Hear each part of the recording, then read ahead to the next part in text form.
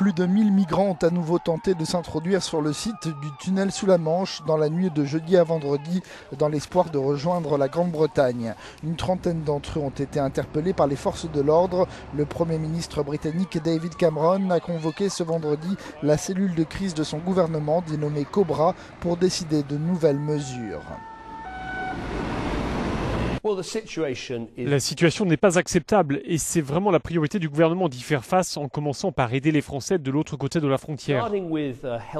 Nous allons installer plus de clôtures, engager plus de moyens, plus d'équipes de chiens renifleurs, plus d'assistance aussi en termes de ressources.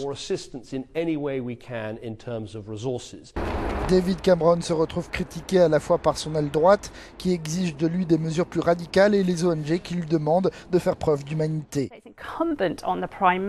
Il incombe au Premier ministre de montrer son leadership, d'utiliser un langage responsable et de se souvenir que nous sommes un pays fier de sa tradition de protection des réfugiés et qui soutient les droits de l'homme.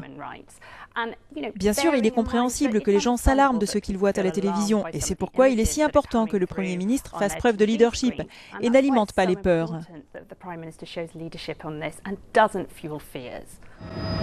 En vertu de l'opération Stack mise en œuvre côté anglais, des portions entières de l'autoroute conduisant au tunnel sont toujours transformées en immenses parkings temporaires pour camions dans l'attente de traverser la Manche.